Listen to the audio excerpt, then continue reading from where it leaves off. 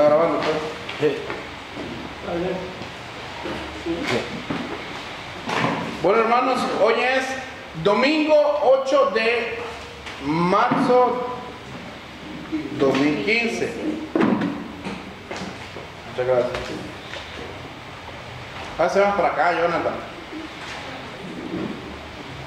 Estamos estudiando una serie llamada 5 deberes que el cristiano promedio descuida, ¿verdad? Este sería el tema número 2 y este tema se llama el discipulado. El discipulado. ¿Cómo se llama la serie? Sí.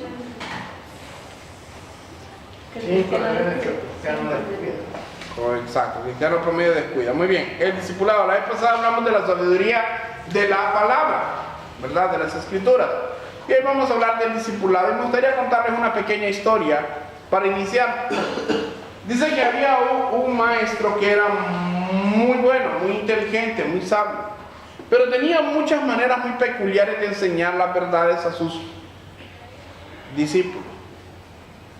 Un día un discípulo se le acercó y él era muy diferente, ¿verdad? Solía ser muy peculiar, y resulta que un discípulo un día llegó a la hora del almuerzo, ¿verdad? Y nosotros tenemos un reloj que no nos falla, ¿va?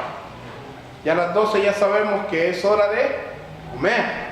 Y llegó al mediodía y llegó y andaba buscando a su maestro, y resulta que lo encontró en cierto lugar y le dijo: maestro, ¿a qué horas deseas que te sirva el almuerzo? Depende, le dijo.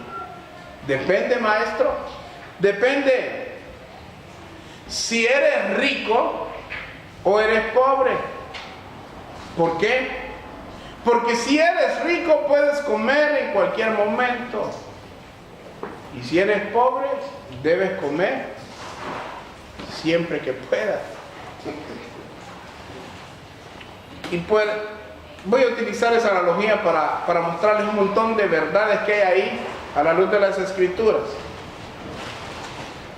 Y vamos a estar en Juan capítulo 1, versículo 35 al 42. Del 35 al 42.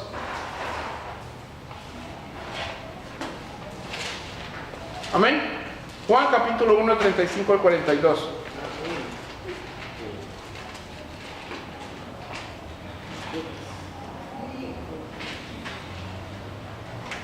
Amén. El día siguiente, dice, el título dice los primeros discípulos. Amén. El día siguiente otra vez estaba Juan y 2 de sus discípulos. Y mirando a Jesús que andaba por allí, dijo: he aquí el Cordero de Dios. Le oyeron hablar los 2 discípulos y siguieron a Jesús. Y volviéndose Jesús y viendo que le seguían, les dijo: ¿qué buscáis? Ellos le dijeron, versículo 38, Rabí, que traducido es maestro, ¿dónde moras? Les dijo: venid y ved. Fueron y vieron dónde moraba y se quedaron con él aquel día, porque era como la hora 10. Andrés, hermano de Simón Pedro, era uno de los 2 que había oído a Juan y habían seguido a Jesús. Este halló primero a su hermano Simón y le dijo: hemos hallado al Mesías, que traducido es el Cristo. Y le trajo a Jesús, y mirándole Jesús dijo: tú eres Simón Pedro, Simón, hijo de Jonás, tú serás llamado Keifas, que quiere decir Pedro. Padre, queremos nuevamente inclinar nuestra oración hacia ti, para que tú escuches a tu pueblo y nos puedas poner en un mismo sentir, preparando nuestros corazones para que sean buena tierra y tú puedas instruirnos a través de tu verdad. Danos claridad a la hora de expresar estas verdades y te pido en el nombre de Jesús que nos ayudes a todos a tomar nuestra parte para ponerla por obra. En el nombre de Jesús. Amén y amén. Hermanos, quiero que notemos algunas peculiaridades del texto que acabamos de leer. Primero, que Juan ya estaba en su ministerio. ¿Cuánto tiempo duró el ministerio de Juan el Bautista? Ya les he dicho, 6 meses. 6 meses, apúntelo, ahí nota. 6 meses. Sin embargo, él mientras estuvo bautizando en el Jordán, estuvo haciendo discípulos.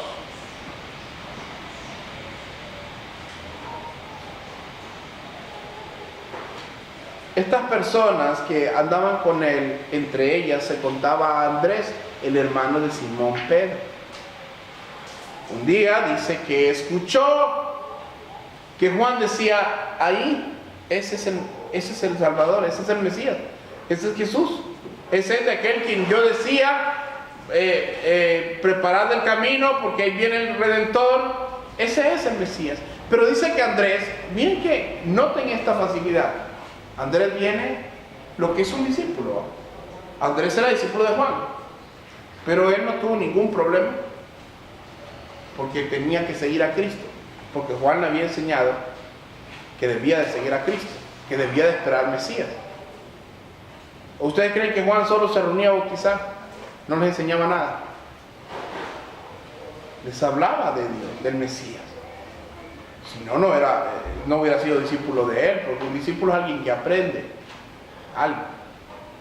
Y dice que Andrés se marchó, dice que siguió y alcanzó al Señor Jesús y le dijeron, viendo que le seguía, dijo, ¿dónde moras?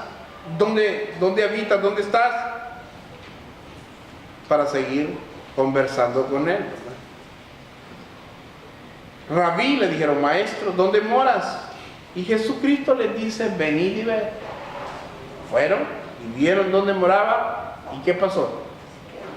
Se quedaron con él aquel día hasta el día siguiente. ¿Qué creen que se quedaron haciendo? ¿Qué creen que Andrés y el otro discípulo se quedaron haciendo con Jesús? Me imagino que le preguntaron. Le preguntaron un montón de cosas. Juan dijo que tú eras el Mesías, Jesús. Juan dijo que tú eras el Mesías. Estaba en lo correcto. Y pasa algo muy particular en este momento de la historia, que es bueno que usted entienda, porque nosotros a veces solo leemos y no nos acordamos. Hubo una ocasión en Juan capítulo 5, me parece que es que cuando una mujer samaritana tiene una conversación con Jesús, dice que la mujer fue a dar testimonio de que él era el Mesías. Y fue a la ciudad y le dijo a los ciudadanos, este es el Mesías, este es el Salvador. Y cuando llegaron, dice que lo invitaron a pasar a la ciudad y en la ciudad él les explicaba y les hablaba. Y los ciudadanos dijeron algo, me gustó. Dijeron, ya no creemos por lo que tú has dicho. Nosotros mismos hemos visto que este es el Salvador. Miren, voy a empezar por esto y lo voy a ir desarrollando. El punto número 1 es el comienzo del discipulado. El comienzo del discipulado. En ese versículo del 35 al 37 dice que el siguiente día otra vez estaba Juan y 2 de sus discípulos. Y mirando a Jesús que andaba por allí, dijo, he aquí el Cordero de Dios. Le oyeron hablar los 2 discípulos y siguieron a Jesús. ¿Dónde comienza el discipulado? Mirando a Jesús. ¿Dónde comienza? Buscando al Maestro. Buscando a Jesús. Ya habían escuchado las palabras de Juan. Juan en el contexto de este capítulo del 29 al 34 dice lo siguiente. Juan 1, 29, 34. El siguiente día vio Juan a Jesús que venía a él y dijo, estamos hablando hacia atrás en el tiempo, ¿va? He aquí el Cordero de Dios que quita el pecado del mundo. Este es aquel de quien yo dije, después de mí viene un varón, el cual es antes de mí, porque era primero que yo, y yo no le conocía, mas para que fuese manifestado a Israel, por esto vine, y yo bautizando con agua. También dio Juan testimonio diciendo, vi al Espíritu que descendía del cielo como paloma y permaneció sobre él. Y yo no le conocía, pero el que me envió a bautizar con agua, aquel me dijo, sobre quien vea descender el Espíritu y que permanece sobre él, ese es el que bautiza con el Espíritu Santo. Y yo le vi y he dado testimonio de que este es el Hijo de Dios. Este es el Hijo de Dios. Ahí está Andrés. Y está el otro discípulo, que el nombre no se menciona. Y han sido moldeados y enseñados por Juan. Ese es el Mesías. Perdieron de vista a Jesús, por eso no lo siguieron el primer día. Pero en el momento que lo miran, dice que viendo a Jesús, ellos dos lo siguieron, lo alcanzan y le preguntan, ¿dónde moras? Porque sabían que tenían muchas preguntas que hacerle, y ciertamente, como todos los que somos bien preguntones, nos falta tiempo para preguntar. Nos sobran preguntas, diría alguno por ahí.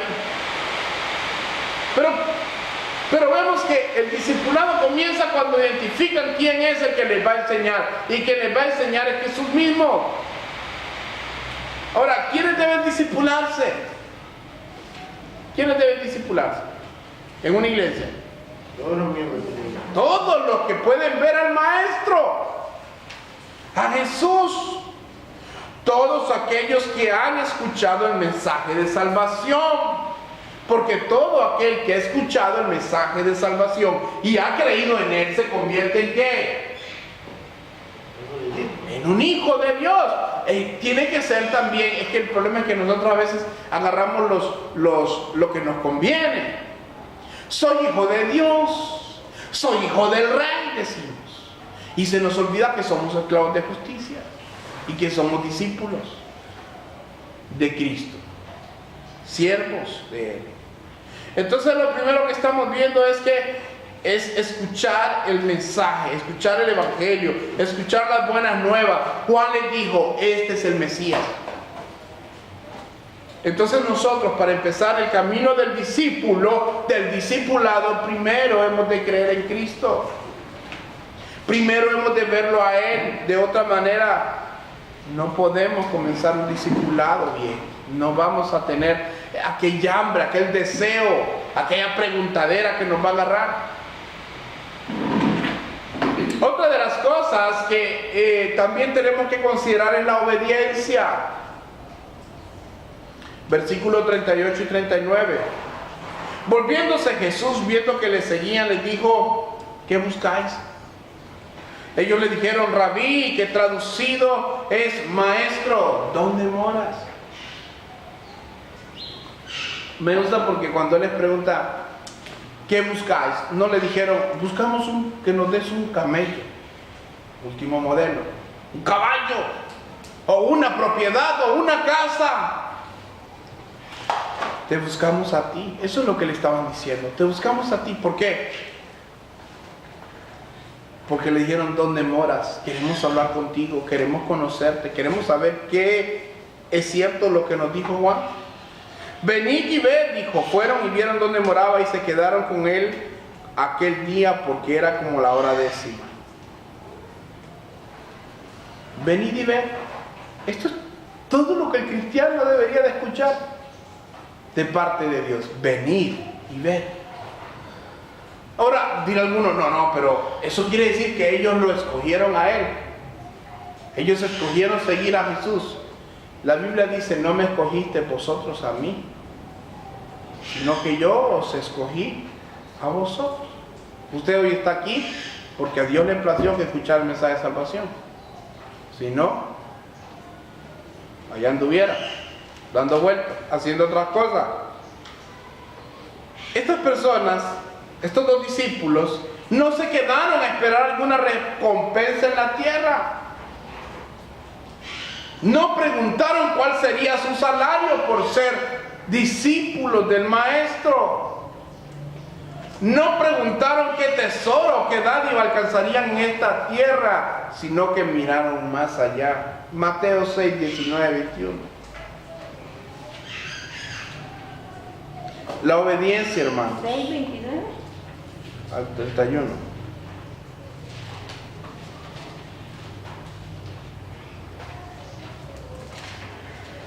El comienzo del discipulado comienza con la obediencia también. No os hagáis tesoros en la tierra donde la polilla y el orín corrompen y donde ladrones minan y hurtan, sino haceos tesoros, 6, 19 al 21, sino haceos tesoros en el cielo, donde ni la polilla ni el orín corrompen y donde ladrones no minan ni hurtan, porque donde está vuestro tesoro, allí también estará vuestro corazón. Hermanos, 6, 19 al 21. Miren, nuestro corazón debe estar como discípulos de Cristo en honrarlo a Él. No debe de estar en los beneficios que vamos a obtener o alcanzar. No estamos aquí para ser servidos. Si usted se fija en la historia que le conté, el discípulo le fue a preguntar al maestro: ¿a qué horas te sirvo el alimento? ¿O miró usted al maestro diciéndole al discípulo: ¿a qué horas te doy de comer? Hay una cuestión de autoridad. Él es el maestro, el discípulo hace lo que el maestro le dice. ¿De acuerdo? Eso es lo que tenemos que hacer. Usted y yo no nos regimos por la manera en que nosotros queremos vivir el Evangelio. Debemos regirnos por la manera en que Dios dice que debemos de vivir el Evangelio. Debemos de ser obedientes. El comienzo del discipulado pasa por la obediencia. Obedezcamos a Dios por quien Él es, no por lo que nos puede dar, porque Él ya nos dio. Nos dio lo más preciado que tenía. ¿Qué era lo más preciado que el Padre tenía? Su Hijo. Su Hijo amado. En Él encontramos salvación y recibimos la ayuda del Espíritu Santo para seguir este camino. El discipulado comienza por la obediencia.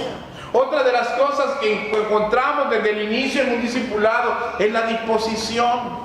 Un camino de negación a uno mismo. Los discípulos acompañaron a Jesús sin cuestionamiento ni preferencias. Ellos no decidían lo que el maestro les enseñaba o qué clase de comida iban a comer. Aunque siempre que podían hacer una pregunta le preguntaban, pero con cuestiones alimenticias comían lo que tenían, lo que les tocaba. Y como dijo aquel maestro: si eres rico comerás lo que te pueda servir, pero cuando eres pobre comes lo que te dan. Y Jesucristo les dijo: el Hijo del Hombre no tiene, dice, las zorras tienen guaridas y las aves tienen sus nidos, mas el Hijo del Hombre no tiene dónde recostar la cabeza. Ese era el mensaje. ¿Quieres ser mi discípulo? Bueno, sígueme. ¿Cuánto nos van a pagar? ¿Dónde voy a vivir? ¿Qué comida voy a comer? Yo no puedo comer leche porque me descompongo. No hay negociación con Dios. Pero hoy, lamentablemente, muchas iglesias, si no les dan cierta garantía, no trabajan por la obra. Ya se vuelven mercaderes de la fe.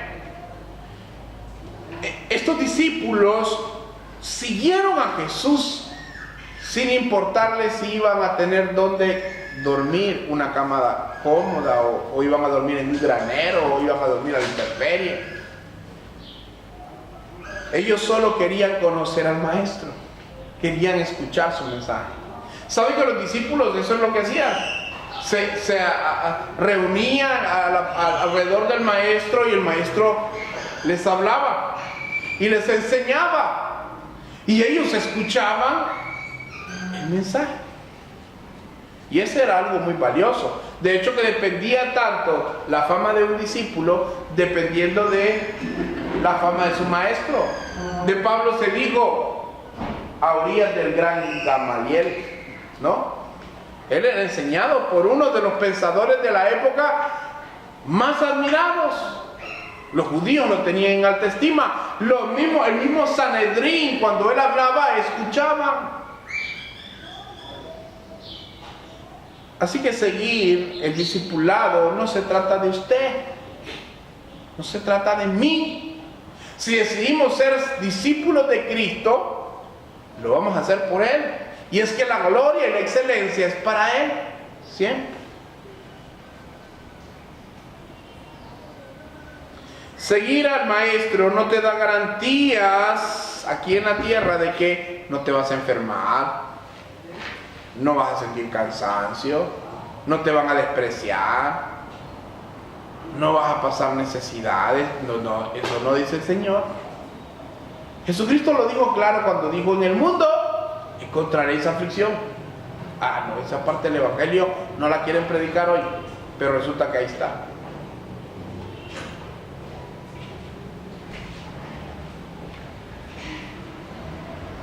Hay que tener disposición para ser un verdadero discípulo. No se puede decir hoy voy a la iglesia, mañana no voy. Hoy voy a hacerle caso a lo que el pastor nos enseña a la luz de la Escritura. Mañana no, mañana es sábado y hay pachanga. Mañana es sábado y hay discoteca. No se trata de esto. La disposición, si ustedes realmente quieren comenzar este camino del discípulo del Maestro, del Señor Jesús, usted tiene que estar dispuesto. Muchos son los que empiezan, y usted los mira que empiezan y abandonan. Muchos dicen: yo soy cristiano. Pasan 6 meses en una congregación y el 7º mes se tiran al mundo. Nunca fueron discípulos de Cristo. La disposición que usted tenga hacia Dios es fundamental en un camino de discipulado. Hoy en la madrugada yo le contaba a mi esposa ¿quién sintió el frío de hoy? ¿Qué frío más bárbaro, ¿verdad? Qué rico estar acostado. Los que estaban dormidos no lo sintieron porque estaban dormidos. Pero los que llegaron a despertarse más o menos ahí sentían: que es rico cuando uno está en la cama durmiendo. Y en la madrugada recuerdo yo hoy me desperté y venían 3 puntos para el mensaje. Y yo decía: ya lo había hecho ayer. Y dije yo: no, se los voy a añadir cuando me levante. Es muy temprano. Y yo decía: pero esto es lo que yo... disculpen que me ponga de ejemplo. Bueno, no soy un ejemplo total, pero les quiero decir algo. Yo en la disposición. Y venía, en parte del punto del mensaje que estaba en la madrugada pensando, venía la disposición. ¿Cómo te vas a parar en ese púlpito a hablar de disposición si ahorita que Dios te está despertando no te levantas? Y aún así peleé con mi carne como Jacob peleó con el ángel de Jehová por media hora. No me quiero levantar, Señor, no me quiero levantar. Ya uno empieza a negociar con Dios. Te voy a pedir perdón cuando me levante, ¿verdad? Y después lo voy a hacer, pero no. Y dije yo: no seas hipócrita. No puede ser que prefieras la calidez de la cama que el mensaje que Dios no va a dejar que Dios te avergüence en el púlpito. Y dije yo: bueno, mejor me voy a levantar. Y me levanté y entonces oré un momento y lo admirable es que todo el mensaje de ayer, todo esto es nuevo, por otro camino. Así que es posible que haya 2 mensajes porque es muy extenso. Entonces vine yo y me levanté y dije: disposición, predica con el testimonio, porque hay un versículo que fue el que me golpeó que dice: así como es el sacerdote, así será el pueblo. Y si yo no estoy dispuesto, ¿cómo les puedo demandar a ustedes que se dispongan? ¿Cómo les puedo decir: hermano, por favor, colabore, si yo no le doy el ejemplo? Esto es así, hermanos. Todo lo que sembramos, eso cosechamos. Entonces, hermanos, hay que ser obedientes y hay que estar dispuestos, ¿verdad? Venid y ved. No digo: no, espérate, voy a ir a traer una burrita para empezar. No, vámonos pues. No les dijo, les voy a dar comida, vamos, yo les doy a invitar un poco de comida. No, vamos. Y ellos se fueron. Y empezaron el discipulado porque escucharon primeramente el mensaje. Punto número 2. El camino del discipulado. Una vez es empezarlo, una cosa es empezarlo. Otra cosa es el recorrido que usted va a tener que realizar. El camino del discipulado. Primero, no será siempre fácil. El discípulo no siempre va a tener aquel jardín de rosas, aquel tiempo de bonanza, el avivamiento, el gozo y la alegría. No siempre lo acompaña, hermanos. Todos tenemos momentos duros. Segunda de Timoteo 2, versículos 3 y 4.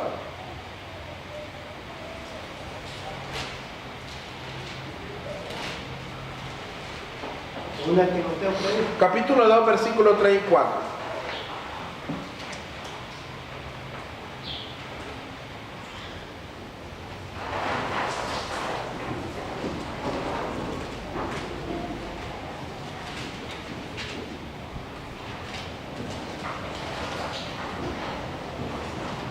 Hay una escena en la historia cuando usted no está suficientemente comprometido con la causa. Usted vela más por usted que por la voluntad de Dios. Cuando Jesucristo fue entregado, dice que los discípulos Sandino vive la lucha así. huyeron. Eran discípulos de Jesús, ¿verdad? Y sabían que si Jesús iba a ser apresado y posiblemente ajusticiado, ellos también los iban a justiciar. Y dijeron, aquí corremos. Y huyeron, ¿verdad? Y esa escena debió haber sido duro para Cristo en la carne, aunque ellos sabían que lo iban a traicionar, ¿verdad? Y que lo iban a abandonar algunos. Pero mire lo que le dice Pablo a Timoteo. Tú pues sufre penalidades. ¿Quién dice amén? ¿Quién quiere sufrir penalidades? A ver, hermano, usted escucha en la iglesia que diga, ¿quién quiere sufrir penalidades por Cristo? A ver, amén, hermanos. Amén. Quieren escuchar otra cosa, pero mire lo que dice. Tú pues sufres penalidades como buen soldado de Jesucristo. Y le da la explicación. Ninguno que milita se enreda en los negocios de la vida a fin de agradar a aquel que lo tomó por soldado. Resulta que usted es un soldado del reino. Así que usted va a seguir órdenes. ¿A usted alguna vez qué le pasa a un soldado cuando el teniente o el capitán le dice firme? Y está el soldado así. ¿Ah? ¿Qué le pasa? Justicia, hermano. ¿Qué autoridad llegaría a tener un soldado que fue indisciplinado todo el tiempo? ¿Lo respetarán nosotros? No lo van a respetar. Entonces le dice, sufre penalidades, avivamiento dirán. Sufre penalidades como buen soldado de Cristo. Los discípulos, hermanos, no estaban exentos de sufrir penalidades. Pablo fue uno de los que más sufrió. Y vayamos a 2 Corintios 11, 24 al 31 para que cualquiera de nosotros que quiera levantarse como apóstol se dé cuenta de que por lo menos tiene que vivir. Una muestra nada más. 2 Corintios 11 del 24 al 31. Estas son marcas de los apóstoles. Veamos. Amén. 2 Corintios 11, 24. Aquí está Pablo dando su currículum vitae, no sé cómo le llaman, es el currículum de vida. ¿Lo tenemos? 2 Corintios 11, 24 al 31. Ajá. Sí. Del 24 al 31 dice así: de los judíos 5 veces he recibido 40 azotes menos uno. Porque decían que al azote 40 se moría la gente. Era la idea. A Pablo le gustaba tener muchas palabras en vez de 30. 5 veces he recibido 40 azotes menos uno. veces he sido azotado con varas, una vez apedreado, 3 veces he padecido naufragio. Una noche y un día he estado como náufrago en alta mar, en camino muchas veces, en peligros de ríos peligrosos, de ladrones, peligros de los de mi nación, peligros de los gentiles, peligros en la ciudad, peligros en el desierto, peligros en el mar, peligros entre los falsos hermanos, en trabajo y fatiga, en muchos desvelos, en hambre y sed, en muchos ayunos, en frío y en desnudez, y además de otras cosas, lo que sobre mí me agolpa cada día, la preocupación por todas las iglesias. Miren, si de por sí no era poco todos los azotes que había llevado en la carne, todavía su alma era abatida por los corintios. Bueno, los corintios eran la iglesia más problemática que tuvo, era muy, le gustaba el sensacionalismo y tenían ese problema, y él no solamente estaban ellos, estaban los de Tesalónica, estaban los colosenses, los efesos, y por todos oraba. Imagínense ese hombre angustiado. ¿Quién enferma? Yo no enfermo. Dirá alguno, ¿verdad? Estaba en pecado el hermano Pablo, por eso se enfermaba. Sí, ahí dicen algunos, ¿no? ¿A quién se le hace tropezar y yo no me indigno? Si es necesario gloriarse, me gloriaré en lo que es mi debilidad. Qué lindo, ¿no? El Dios y Padre de nuestro Señor Jesucristo, quien es bendito por los siglos, sabe que no miento. Este es el camino, hermanos. No es un camino plano hacia un valle de rosas. Es un camino pedregoso, angosto, difícil. Hoy no estamos dispuestos a padecer nada. Nada. Es vergonzoso, hermanos, que hay gente que ni siquiera va a la iglesia porque dice que las sillas que tienen no me gustan. Hace mucho frío y manantiales. Hoy está lloviendo y no voy a ir porque hace mucho frío.